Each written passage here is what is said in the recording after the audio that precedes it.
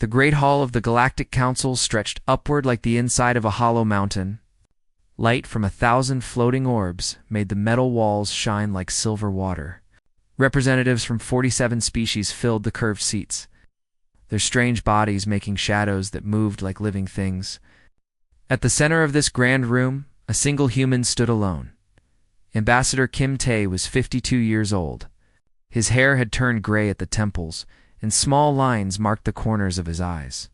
He wore a simple black suit, the kind humans always wore to important meetings.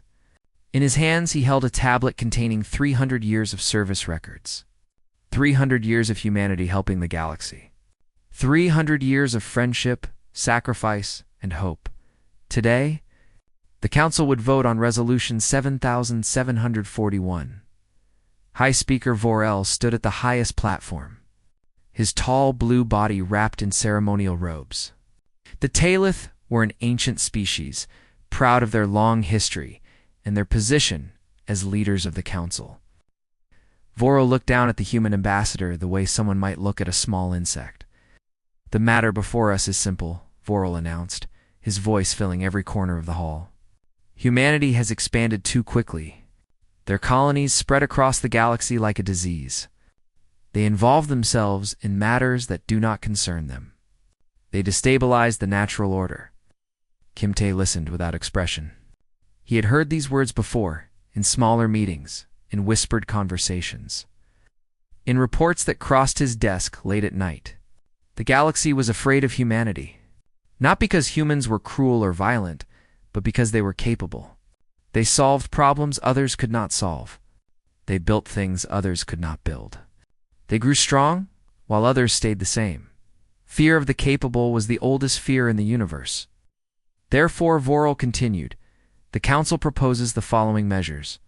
Humanity shall be designated a provisional species. They shall lose voting rights in this assembly. Their travel shall be restricted to designated zones only. A tribute tax shall be imposed on all human colonies to compensate for the burden they place on galactic infrastructure. In the gallery above the main floor, a young diplomat named Anbin gripped the railing until his knuckles turned white. He was 29 years old, new to the diplomatic service, still young enough to believe in fairness. He watched as species humanity had helped raise their limbs to vote in favor of the resolution. The Taelith voted yes. Humanity had rebuilt their homeworld after the Void Plague killed half their population. Human doctors had worked for 18 months without rest, developing a cure when everyone else said there was no hope. The Taelith voted yes anyway. The Ordani voted yes. Humanity had saved their economy from total collapse. Human economists had restructured their trade systems. Human engineers had repaired their failing infrastructure. Human teachers had educated their children. The Ordani voted yes, without hesitation. The Gravik voted yes. Their children had sheltered on human colony worlds during the border wars. Human families had taken in Gravik orphans, fed them, protected them, loved them as their own. The Gravik military representative voted yes and did not even look toward the human ambassador. Anbin felt something break inside his chest. It was not his heart. It was something deeper. It was his belief that kindness would be remembered, that service would be honored, that friendship meant something in this vast and ancient galaxy. The vote concluded. Resolution 7741 passed with an overwhelming majority. Only 3 species voted against it. Only 3 out of 40-7. The hall fell silent, waiting for the human response. Everyone expected anger. Everyone expected threats, demands, negotiations. Humanity was known for their passion, their refusal to accept defeat, their stubborn insistence on fighting for what they believed was right. Kim Tae simply bowed. It was a formal bow. The kind humans gave when concluding important business. Not deep, not shallow. Perfectly correct. Perfectly calm, we understand, he said. His voice carried through the silent hall, clear and steady. We will trouble you no more. 7 words. That was all. High Speaker Vorel laughed. It was a short, dismissive sound. Ambassador Kim, there is no need for drama. I am certain your people will find ways to adapt to these new arrangements. After all, where else would you go? Several representatives joined the laughter. The Ordani trade chairman, a heavy creature named Maxes, made a gesture that meant amusement in his culture. The Gravic military overseer, a scarred warrior named Sullen, showed his teeth in what might have been a smile. Kimte did not respond. He gathered his documents, placed them carefully in his case, and walked toward the exit. His footsteps echoed in the sudden quiet that followed the fading laughter. Onbin met him at the door. The young diplomat's eyes were red, but he held himself straight. Ambassador, surely we must protest. We must demand a new vote. We cannot simply accept this. Kimte placed a hand on the young man's shoulder. His grip was warm and steady. We are not accepting anything, Onbin. We are leaving. Where can we possibly go? The old ambassador smiled. It was not a happy smile, but it was not a sad one either. It was the smile of someone who had prepared for this moment for a very long time. Home, Kimte said. We are going home.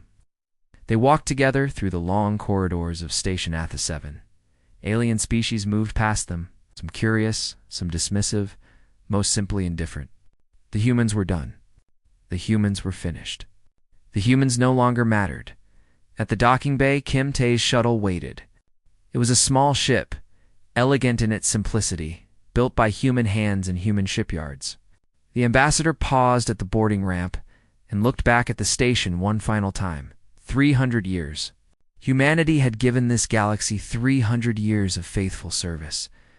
They had asked for nothing in return except respect and equal standing. They had received neither. Kimte boarded his shuttle. The doors closed behind him. He sat in his chair and activated the communication system. A single coded message traveled across the vast distances of space, reaching Earth in moments despite the light years between them. The message contained only 2 words. Begin protocol. Somewhere on Earth. In a room deep beneath the surface, Prime Minister Choi Hannah received the transmission. She was 60 years old, with iron-gray hair and eyes that had seen too much disappointment. She read the 2 words and nodded slowly. She pressed a button on her desk. Across human space, on 43 colony worlds, in 17 billion homes, the preparation began. A century of planning activated in a single moment. The silent protocol had begun. Humanity would not fight. Humanity would not argue. Humanity would not beg. Humanity would simply disappear, and the galaxy would learn. Too late. What it meant to lose the only friends who had ever truly cared. The message spread across human space like ripples in still water. It moved from planet to planet, from station to station, from ship to ship. No alarms sounded. No announcements played on public screens. The message traveled through quiet channels, reaching only human ears. Carrying instructions that had been prepared long before anyone thought they would be needed, Prime Minister Choi Hannah stood before Earth's unified government in a chamber buried deep underground. The room was simple, with plain walls and functional furniture. This was not a place for grand speeches. This was a place for difficult truths. The silent protocol was designed 107 years ago, Choi Hannah said. Her voice was calm, almost gentle. My great-grandmother was part of the team that created it. She hoped it would never be used. She was wise enough to build it anyway. The assembled leaders listened in absolute silence.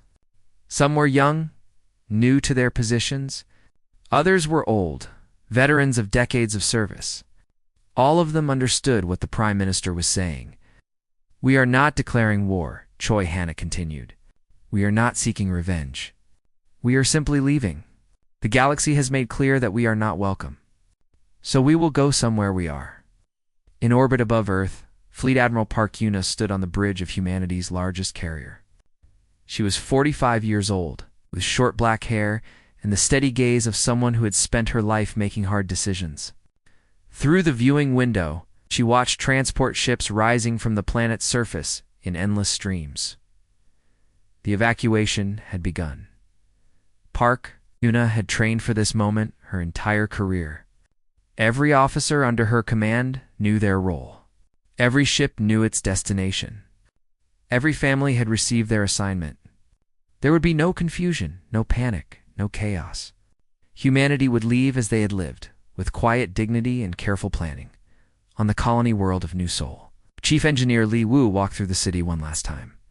He was 38 years old, tall and thin, with hands that had built wonders across a dozen worlds. Now those same hands would dismantle everything he had created. Human engineers followed behind him, moving equipment, erasing databases, packing tools.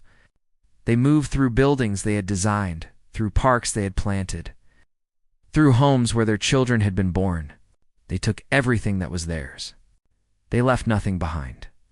Leave the buildings standing, Li Wu instructed his teams. Leave the roads, the bridges, the basic infrastructure. We are not destroyers, but take our technology. Take our records. Take our knowledge. These belong to us. The aliens barely noticed what was happening. On Talith Prime, a dockmaster watched human cargo ships departing but thought nothing of it. Trade fluctuated all the time. Ships came and went. The dockmaster did not realize that the human ships would not return. On Ordani Station, merchants saw human businesses closing their doors. They assumed it was temporary, a reaction to the new taxes and restrictions. Humans always complained at first. They would calm down eventually. They would come back. Where else could they possibly go? On Gravik outposts near the border, human patrol vessels turned away from their usual routes and headed toward distant coordinates. Gravik officers sent messages demanding explanations. The messages went unanswered. Within weeks, the patrols were gone entirely. Nira was a young Elori who worked as an archivist for the Galactic Council. Her species was small and delicate, with large eyes that saw more than most. She had always been curious about humans, fascinated by their strange culture and their stranger kindness. Now, she watched them leaving. Something cold settled in her stomach. She began pulling records from the Council's vast databases. Human contributions, human projects, human innovations. She searched for 3 days without rest, and what she found made her hands shake. The Talith wasting syndrome cure. Human doctors had developed it. The Ordani economic restructuring. Human economists had designed it. The shield technology protecting the Ordani homeworld from solar flares. Human engineers had built it. The early warning system detecting void incursions. Human scientists had invented it. The treaty language ending the 1,000-year war. Human diplomats had written it. The list went on and on. Medical breakthroughs, technological advances, diplomatic solutions, infrastructure projects, educational programs, agricultural techniques. Humanity had touched every corner of the galaxy, helping everyone, asking for nothing. And now they were leaving. Nira tried to warn the Council. She submitted report after report, flagging the departures, documenting the closures, calculating the losses. Her superiors dismissed her concerns. Humans were dramatic, they said. Humans were making a statement. Humans would return when they realized they needed Council resources. Months passed. The departures continued. On Earth, the last humans boarded transport ships. They looked back at their homeworld, the blue and green sphere that had been humanity's cradle for 100,000 years. Many wept. All remembered. Then the ships rose into the sky and turned toward the rim of the galaxy. Admiral Park Yuna commanded the final fleet. Thousands of ships, carrying billions of people, moving toward coordinates that no alien species had ever mapped. Project Horizon, Li Wu's greatest achievement, waited for them in the empty spaces between stars. Generation ships and faster-than-light carriers, hidden for decades, ready to carry humanity to new homes. The humans had found something beyond the galactic rim. Worlds the Council never discovered because they lacked the patience for such long journeys. Stars that burned steady and warm. Places where humanity could build again. Free from the galaxy that had rejected them. The last human cargo ship left Talith space on a quiet afternoon. The dock officer on duty was busy with paperwork. He did not look up as the ship departed. He did not wave goodbye. He did not even record the departure in his log. 3 months later, that same dock sat empty. Dust gathered on the loading equipment. Lights flickered and died, one by one. The dock officer had been reassigned to a different station, but the new arrivals never came. Trade slowed. Ships stopped visiting. The corridors grew silent. Across the galaxy, the silence spread. Human embassies stood dark and locked. Human research stations broadcast only static. Human colony worlds showed no signs of life. Ships sent to investigate found empty cities, stripped laboratories, blank computers. Everything of value was gone. Everything human had vanished. It happened so gradually that most species did not notice until it was too late. The humans did not announce their departure. They did not make demands. They did not threaten or bargain or plead. They simply closed their doors, packed their belongings, and walked away. The silence they left behind was louder than any scream. Ambassador Kim Tae was among the last to leave. He stood at the viewport of his transport, watching the stars of Council space grow smaller in the distance. Beside him, Anbin stared at the same view with hollow eyes. "Will we ever come back?" The young diplomat asked. Kim Tae considered the question carefully. He thought about 300 years of service. He thought about the Council's laughter. He thought about the species they had helped, the lives they had saved, the futures they had built for others. "Perhaps," he said finally, "when they remember what they have lost, when they understand what we gave, perhaps then we will return, but not before. Not until they learn what silence truly means." The transport jumped too faster than light speed. Council space disappeared behind them. Ahead lay the unknown, the unexplored, the waiting darkness at the edge of the galaxy. Humanity flew toward it without fear. They had left their old home in silence. Now they would build a new one in peace. And somewhere behind them, in the great halls and busy stations of the Galactic Council, the first seeds of disaster had already begun to grow. 1 year after humanity's departure, the first famine began. The colony world of Talith Minor had always struggled with agriculture. The soil was poor, the weather unpredictable, the growing seasons short. For decades, human agronomists had made it work. They developed special seeds that grew in the thin soil. They built irrigation systems that captured every drop of precious water. They taught local farmers techniques that turned dead ground into productive fields. Now the humans were gone, and the crops were dying. Governor Varel of Telith Minor sent desperate messages to the homeworld. She needed seeds, she needed equipment, she needed experts. The homeworld responded with confusion. What seeds? What equipment? What experts? They had no records of such things. The humans had done the work quietly, asking for no credit, keeping no copies for alien archives. Within 3 months, 6 colony worlds faced starvation. Billions of lives hung in the balance.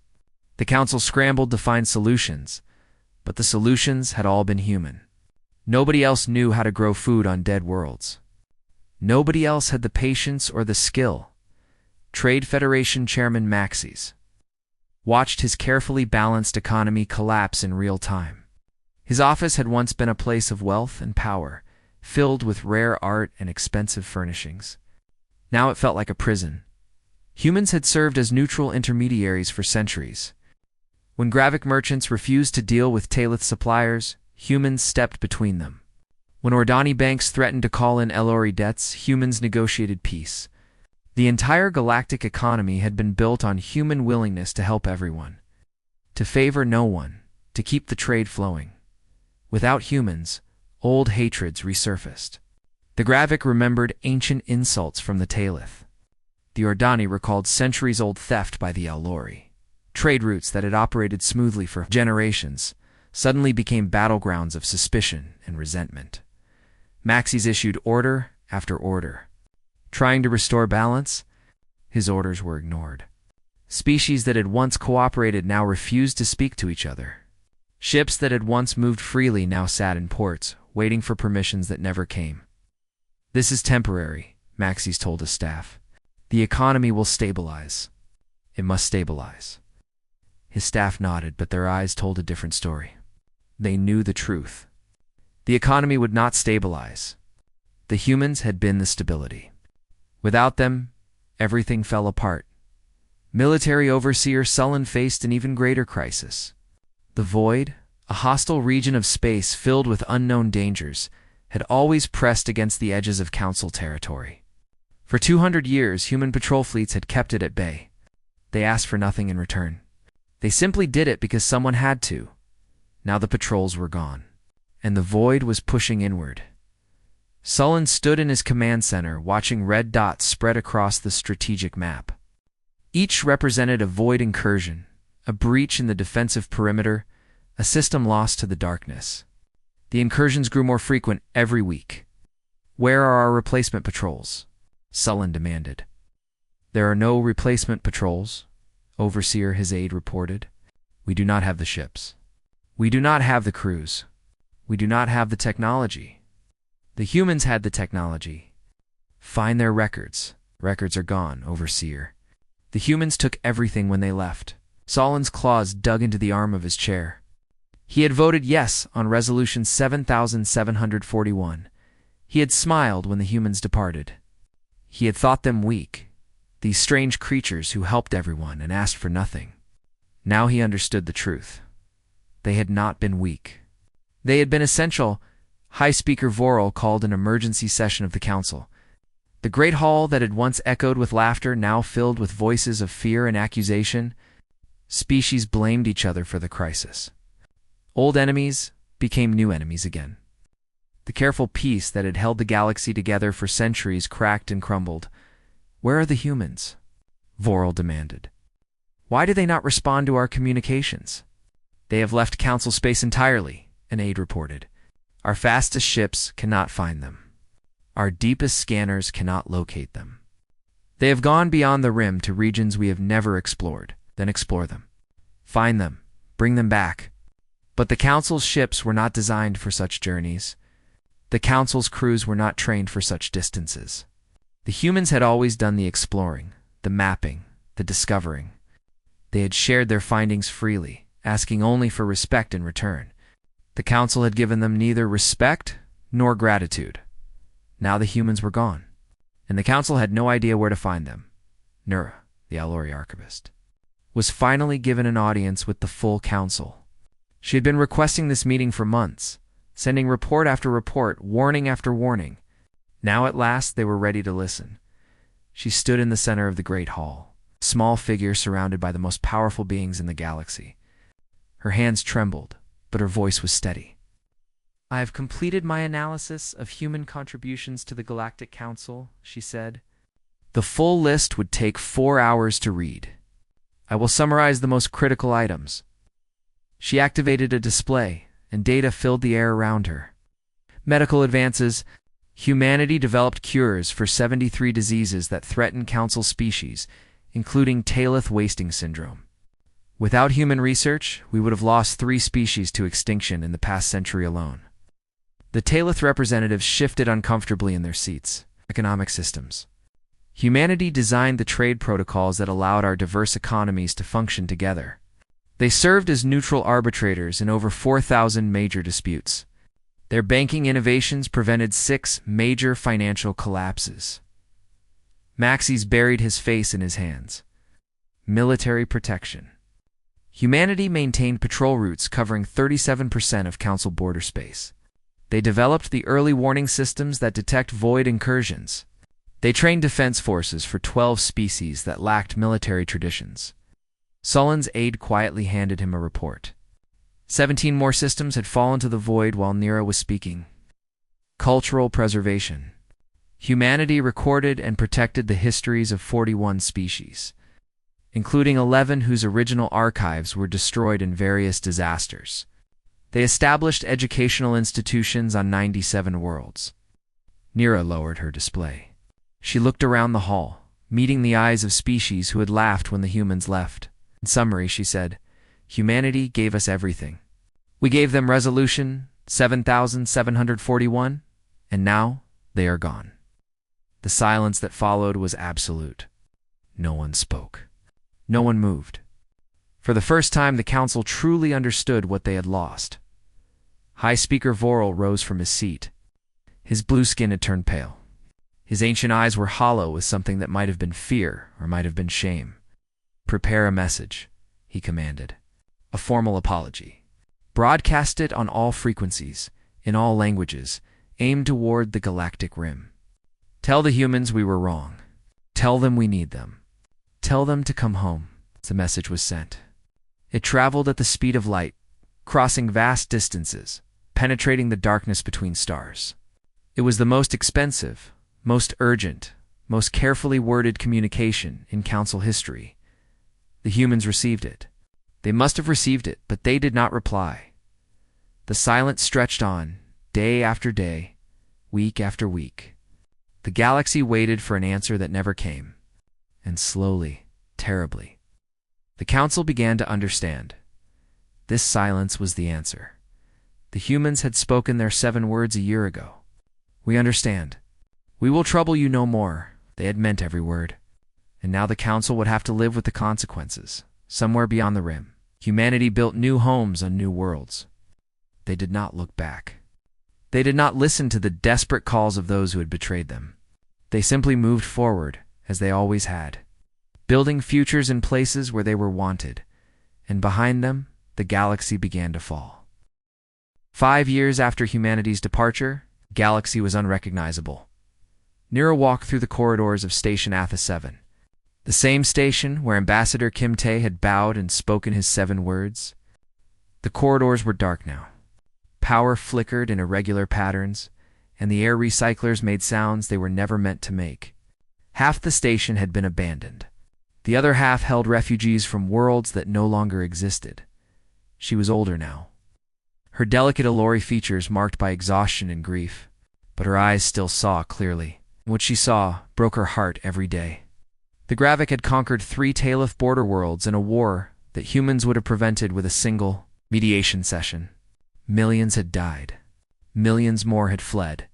The ancient grudges that humanity had patiently healed over centuries had erupted in blood and fire. The Ordani economy had collapsed entirely. Their currency was worthless. Their banks were empty. Their people starved in streets that had once been wealthy and prosperous.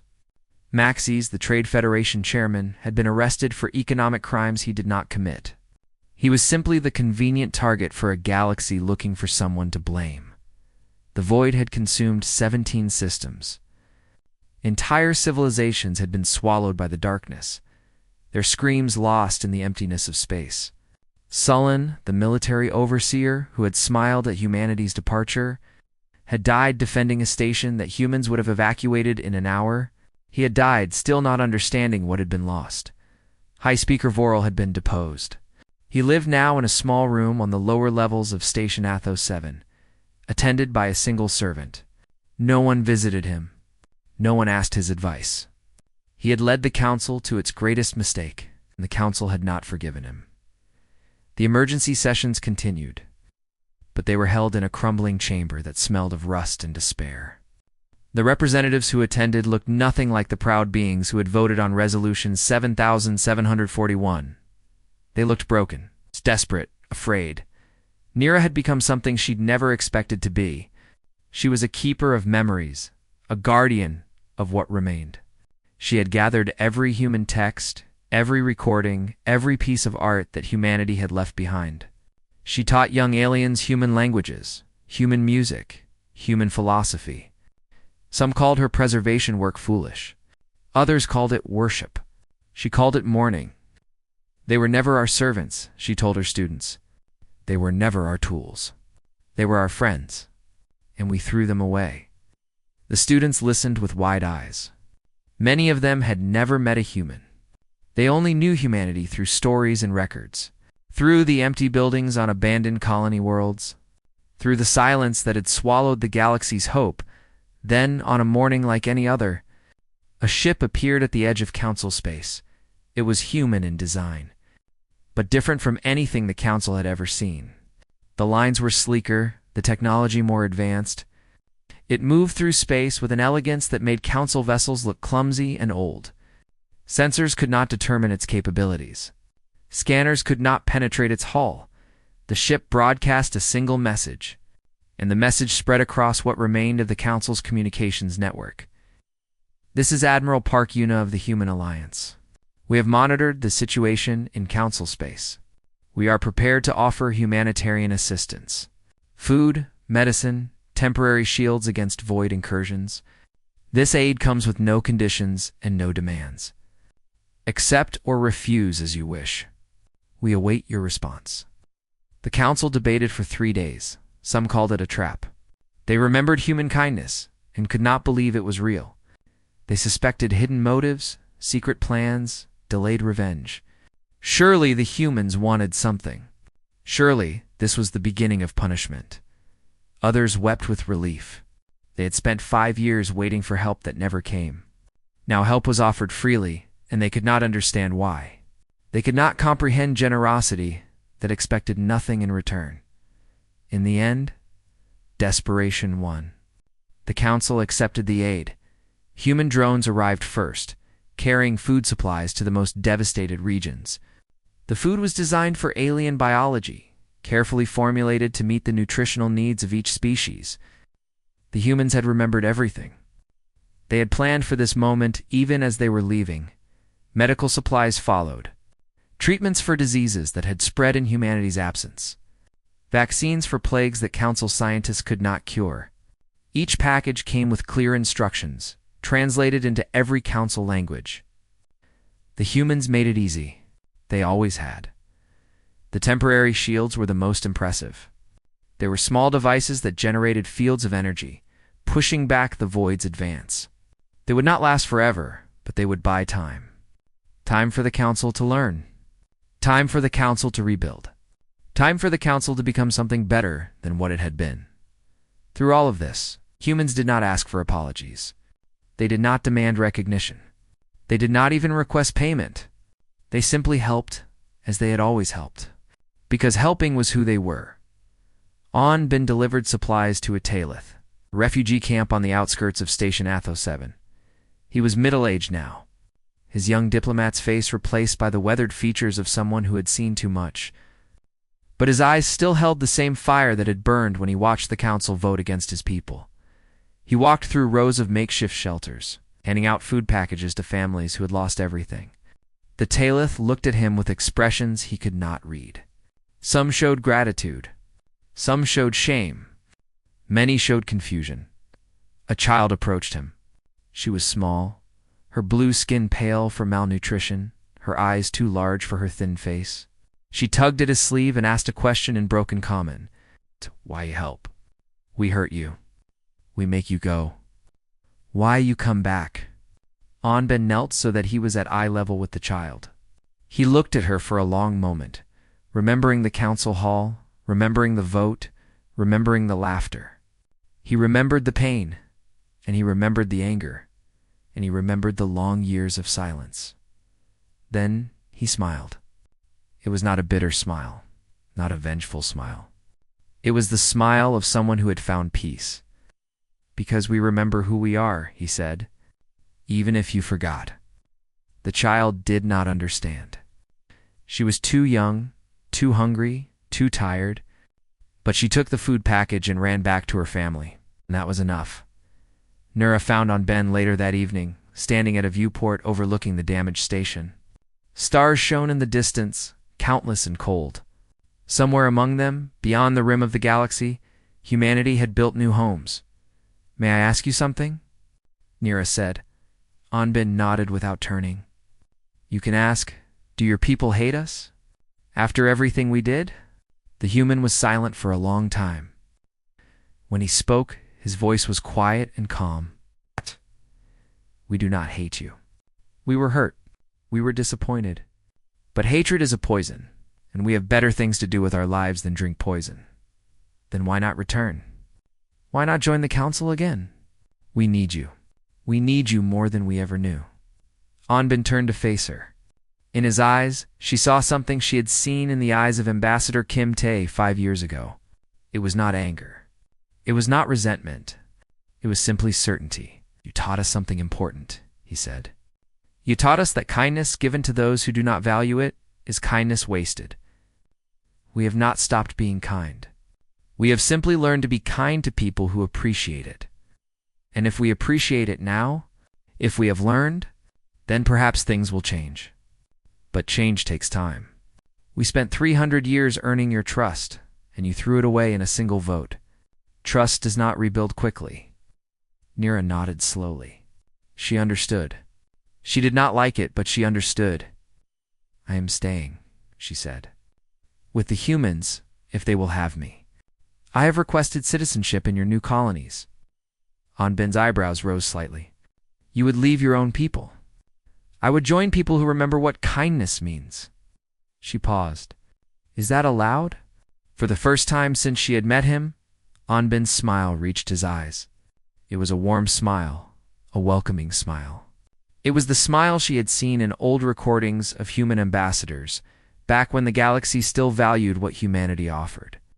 Yes, he said. That is allowed. That has always been allowed. Humanity's doors were never closed to those who wished to enter, only to those who pushed us out. Above them, beyond the viewport, a human supply ship passed by on its way to another devastated world. It moved in silence, carrying hope to places that had forgotten what hope felt like. The galaxy was still broken. The council was still crumbling. The void was still advancing. Nothing had been fixed. Nothing had been healed. But something had changed. The silence had been broken. And in that breaking, there was the faintest possibility of a new beginning. 10 years after humanity's departure, Ambassador Kimte sat in a garden on a world the Galactic Council had never seen. The planet orbited a gentle yellow star, its light warm on his aging face. Around him, flowers bloomed in colors that had no names in any alien language. Trees that human hands had planted reached toward a sky so blue it seemed painted by artists. In the distance, a city rose in graceful curves, its towers shining like silver in the morning sun. This was New Terra, humanity's new home. One of many new homes scattered across a region of space that the Council had never bothered to explore. The journey had been long and difficult, but humans were patient. They had always been patient. Kimte was 72 now. His hair had turned completely white, and his steps were slower than they once were. But his mind remained sharp, and his heart remained full. He had lived long enough to see his people find peace. The garden where he sat was part of a memorial complex, built to remember the 300 years humanity had spent in council space. Visitors came here to learn, to remember, to understand. They walked past displays showing human contributions to the galaxy. They read testimonies from species that humanity had helped. They saw the faces of humans who had given their lives for aliens who would later vote, strip them of their rights. It was not a place of anger. It was a place of wisdom. The memorial existed so that future generations would understand why humanity had left, and why leaving had been the kindest thing they could do. Prime. Minister Choi Hannah delivered her final address from the steps of this memorial. She was 80 years old, retiring after 2 decades of leadership. Her voice, once commanding, had grown soft with age, but billions of humans listened to every word. The silent protocol was never about punishment, she said. It was about self-respect. We did not leave to teach the council a lesson. We left to find a place where we would not have to ask permission to exist. She paused, looking out over the crowd that had gathered. Humans from 100 different colony worlds had come to hear her speak. Their faces reflected the light of the yellow sun, and their eyes held something that had been missing in the final years of council space. Hope. We have built something beautiful here, Choi Hannah continued. Not because we wanted to prove anything to those who rejected us, but because building is what we do. We explore. We create. We help. This is who we are. This is who we have always been. In orbit above New Terra, Admiral Park Yuna commanded a fleet 10 times larger than the one that had carried humanity away from council space. Her hair was gray now, and the weight of command had carved lines in her face. But she stood on her bridge with the same quiet strength. She had shown a decade ago, human science had advanced rapidly without the council's restrictions. Ships that had once been impressive were now outdated. Technologies that had once been impossible were now commonplace. Humanity had mapped regions of space that would take other species millennia to reach. They had built wonders the galaxy had never imagined, and they had done it all in peace. Admiral, her communications officer reported, We have detected a small vessel approaching from Council space. It carries diplomatic signatures. Park Yuna nodded slowly.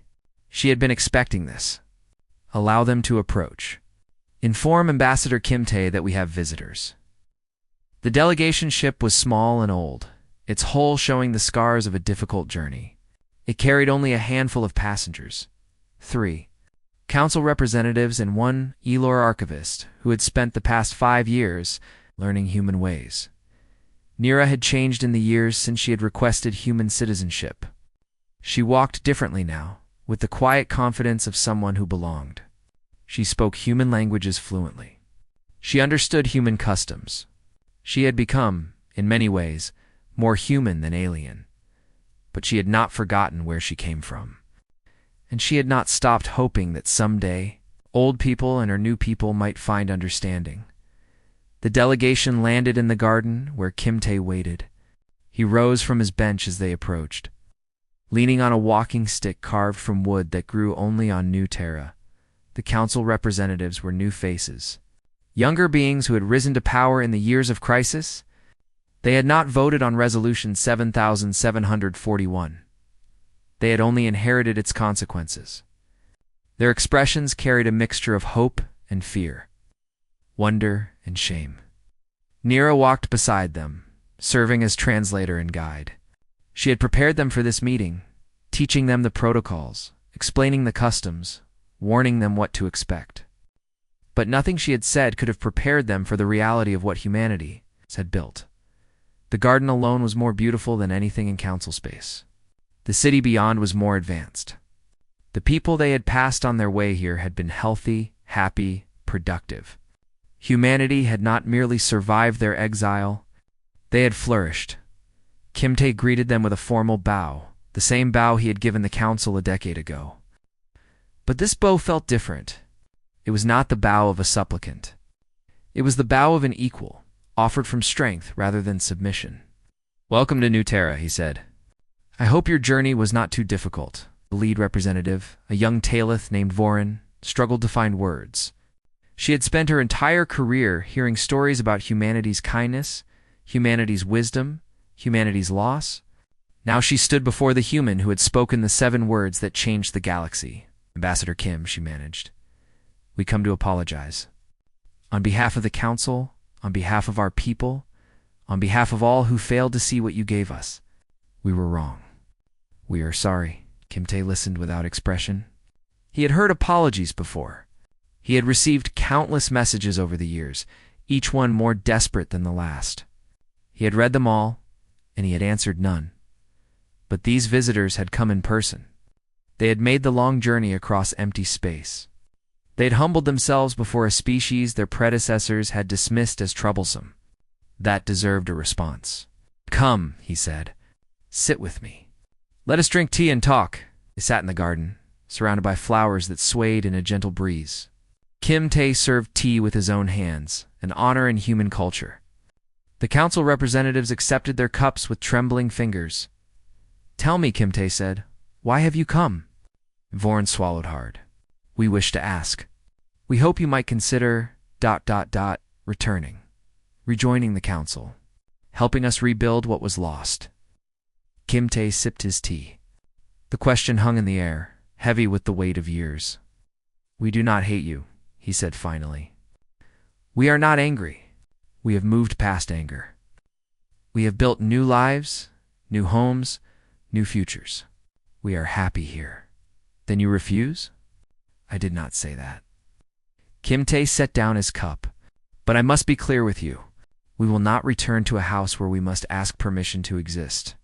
That is the condition that can never change. We understand. The council has reformed. New laws protect against such treatment. It could never happen again. Laws change. Memories fade. In a century, in 2 centuries, your descendants might forget what happened here. They might repeat the same mistakes." Vorin had no response to this. She knew it was true. Kim Tae smiled. It was a gentle smile, the smile of a grandfather explaining difficult truths to a child. "You may visit us," he said. "You may trade with us. You may learn from us, and we will learn from you. but our home is here now. We left in silence because words had failed. Perhaps silence taught what words could not. The conversation continued for hours. They discussed trade agreements, cultural exchanges, scientific cooperation. The council representatives took careful notes, knowing that every word would be studied by their superiors. Kim Tae answered their questions with patience and grace. When the meeting ended, Voran stood and bowed in the human fashion. It was imperfect, but it was sincere. "Thank you, Ambassador. You have given us more than we deserved. We have given you what you needed," Kim Tae replied. "That is what humans do." The delegation departed as the sun set over New Terra. Their ship rose into the orange sky and turned toward distant stars. They carried with them the beginning of a new relationship, one built on different foundations than before. Nera stayed behind. She walked with Kim Tae through the garden as night fell and stars appeared overhead. "Do you think they will change?"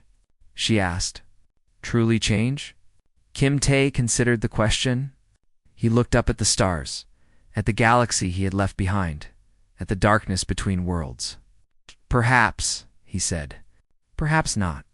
But that is not our concern anymore. We have done what we can. We have shown them what kindness looks like, and we have shown them what losing kindness costs. The rest is up to them. And if they fail, if they fall back into old patterns, then we will still be here, building, creating, helping those who wish to be helped." He turned to look at Nera, his old eyes bright with something like joy. "That is the secret, you know? Kindness is not a transaction. It is not given to receive. It is given because giving is who we are." Nera smiled. She understood now, in a way she never had before. She understood why humans had helped a galaxy that did not appreciate them. She understood why they had left without anger. She understood why they had returned with aid when they could have returned with weapons. Humans were not weak. They were not naive. They were simply something the galaxy had never seen before. A species that measured strength not by what it could destroy, but by what it could create.